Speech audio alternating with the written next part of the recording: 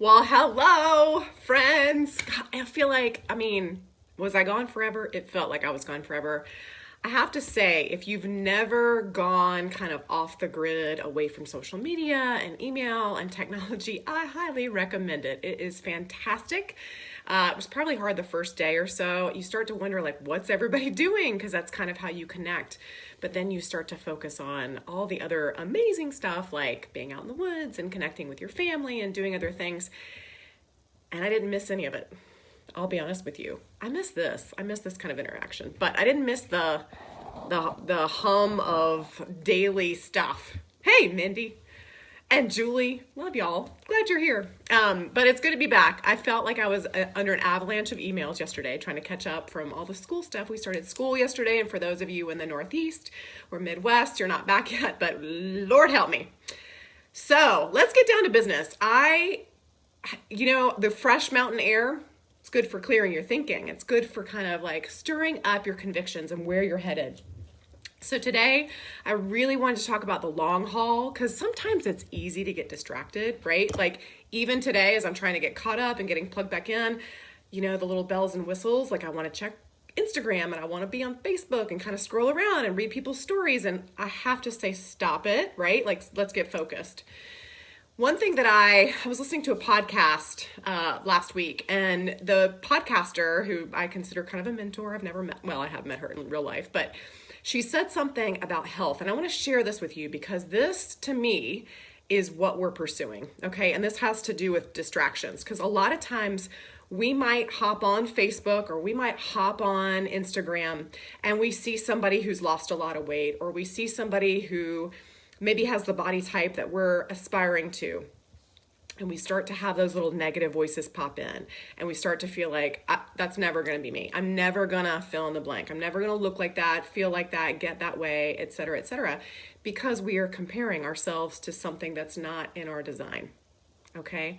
Her definition, this person's definition of true health was this. Listen up. It's the ability to live your fullest without pain or illness, or manifesting diseases that are preventable.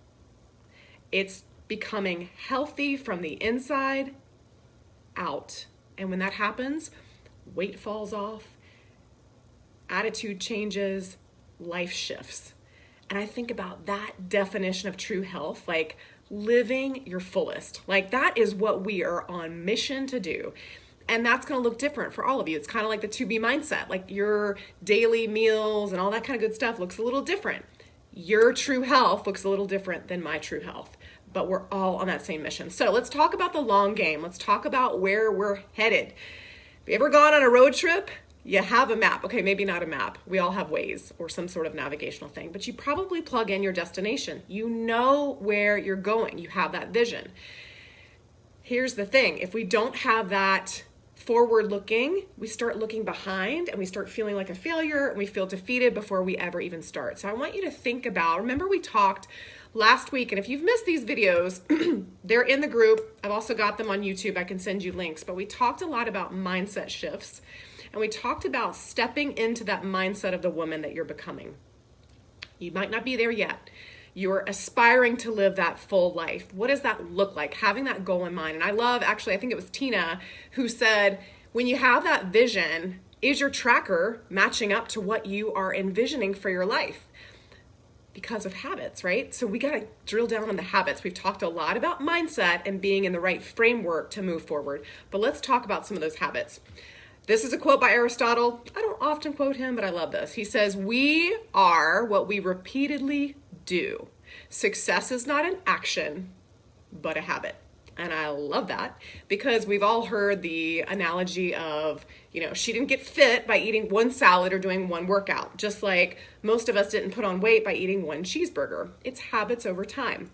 It's letting life get in the way and that becoming the habit, right? So let's talk about how we can start to take action to move the needle. I don't know why, I'm like fixated on that whole moving the needle, but you took action when you said yes to this group, whether you said yes 3 weeks ago or you said yes back in May, you said yes, that's action. That's a step in the right direction. That's awesome. But we have to keep going. We can't just let that hold us to the track. It will not hold us to the track. When we start, that's when we depend on excitement. It's fun. We get our new tracker. I don't have any of my tools. I never have any of my tools. We get our new tracker. We get our little water bottle. We have access to the videos, and it's super exciting, right? Like you're like, yes, we're going to do this. And then about a week later, that newness, the shininess wears off, and you're like, this is work. Why do I have to do this? What's the next? What's the next shiny? So when that excitement wears off, you've got to find a different motivation. Here's what happens to most of us. It's a little trigger called, I'm going to get adjusted here in the chair, impatience. And when we get impatient, we lose sight of the long haul. We lose sight of that vision. We lose sight of what we're here to do. We're losing sight of living our fullest, right? Because we have to make a choice. I had this conversation with my 12-year-old. You have to choose between comfort or a challenge. You said yes to this group because you said, okay, I think I can do this challenge. But a lot of times we get pulled back into comfort. It's hard. But here's the solution. Habit building, okay? Habit building. And if we take a look at all of the habits we've created over time, and let's pick on a bad one. I'm going to tell you the old me. 5 years ago, I was so stuck. I was about 30 pounds overweight. I had baby number 2, 4.5 years prior. So I was just carrying this weight and I just felt depressed. I was having a little mini pity party almost every day. I would pour a glass of wine in the afternoon. The kids would be getting on my nerves and I would go up and I would put on a show. And generally, y'all, I hate to admit this, generally the show was Real Housewives of somewhere. Not exactly empowering, positive behavior. But over time, that created a habit, right? That was my afternoon ritual. And that habit added extra weight, caused more depression because I started to compare myself to those crazy ladies on TV. You see where I'm going with this? Here's the thing with habits. That habit was created over time, just like you can create new habits over time. So we have to take that ego-driven impatience, we want it right now, put that on the shelf, and we're going to work together in this group to build habits over time. All right. So my mentor, actually the one that talked about true health, she calls herself the habit queen, which I love because it's so totally true. She creates triggers to stay on track with her habits. So for example, we all know that hydration is super important. This is my new water bottle I got at camp. It doesn't hold as much water as my 2B water bottle, but it's stainless steel. So I like it. Anyway, but here's what she does. This is what my habit guru does. She fills up 3 water bottles at night and she puts 1 at her sink. She puts 1 in the front seat of her car and 1 in her kitchen. So she's triggered. As soon as she gets up in the morning, she goes into the bathroom. She probably pees first, but she starts chugging her water. And then she brushes her teeth and she takes her supplements. All right. So that's 20 something ounces, between 20 and 32 ounces of water down first thing in the morning. Awesome habit. And it's a trigger. She can't walk past that water bottle and it's ready to go. Okay.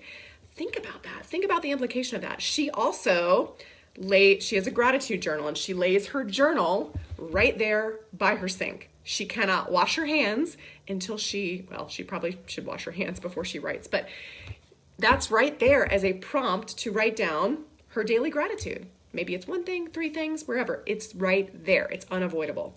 Those things trigger habits. So if you think about this, the realities in our life are just carefully constructed habits.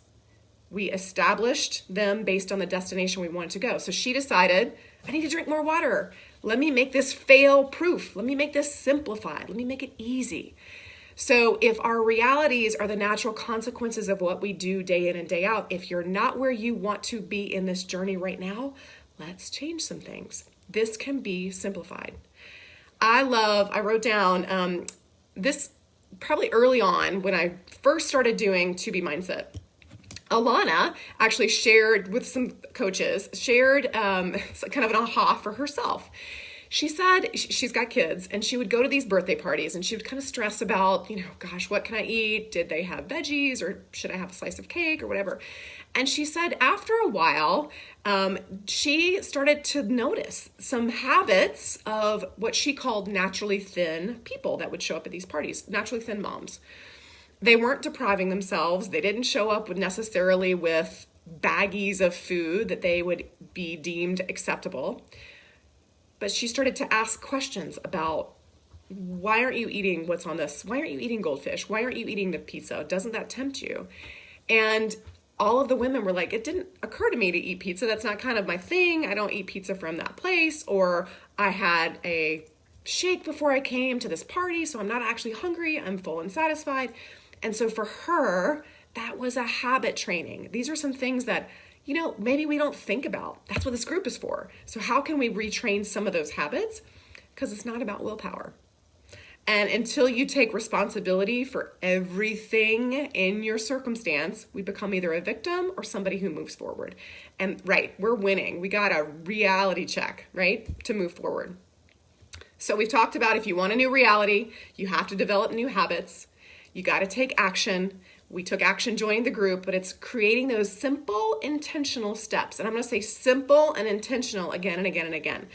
These tools are freaking awesome, right? Like the tracker is brilliant. The water bottle is phenomenal. I love that it has a straw.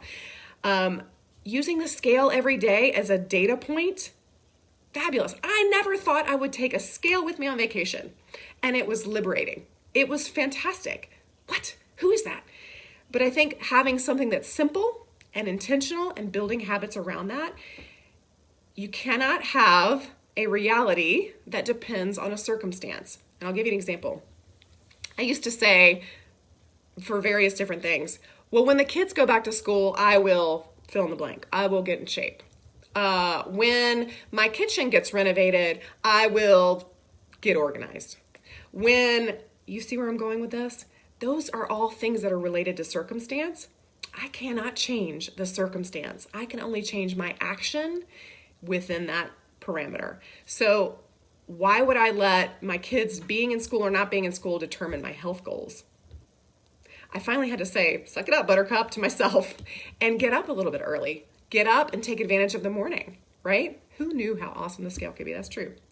So we have to think about what are those things in our current reality that are holding us back. They're going to be a little bit different from all of us, for each one of us in this group. But I want you to think about that. If you do nothing else today, maybe jot a few notes in your tracker, use that as a journal. What's holding me back? What is my current reality?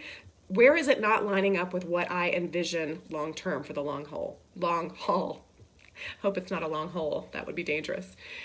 Okay, what we've learned is that action has to be simple. We just talked about that, and sustainable. That daily choice between comfort and challenge. Remember what I talked about with my 12-year-old. I'll tell you a new habit that I've developed in the last month or so. And it's so cool because it rubbed off on my husband. I was so excited. And I'll share with you what it is.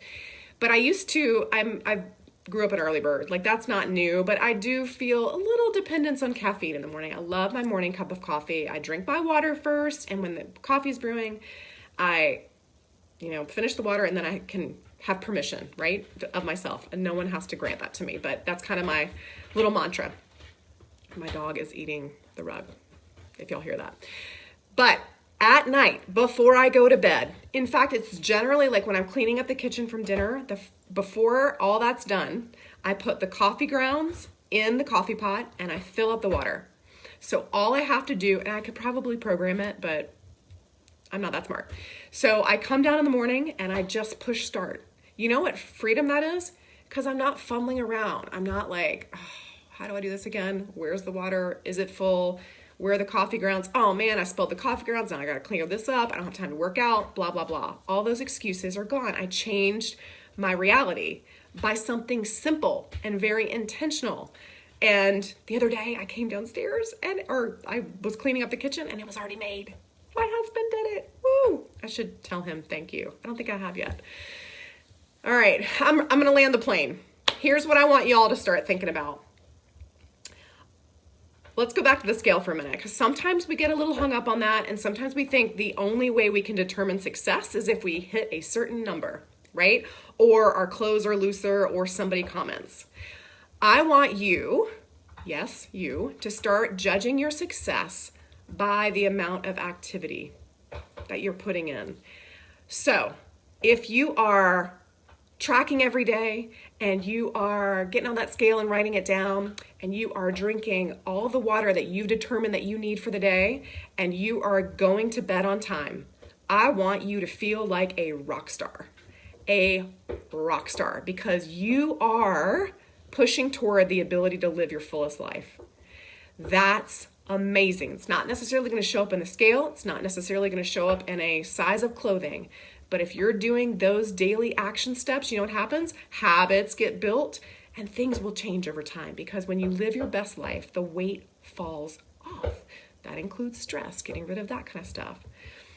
How do we build those habits? This is a refresher if you have forgotten maybe some of the early lessons. We talked about water bottles. We just talked about this in this video. Filling those up at night, having those ready to go in the morning.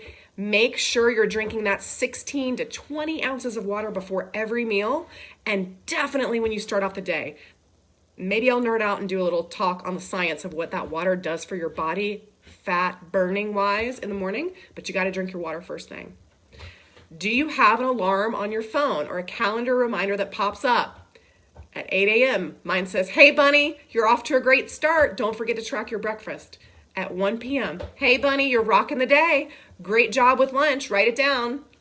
And then at the evening, hey bunny, you crushed it today. Way to go. Make sure you track your dinner.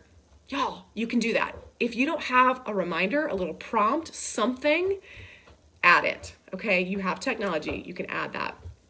The other thing that I will caveat here is that let's not leave off those positive affirmations. Taking that time in the morning.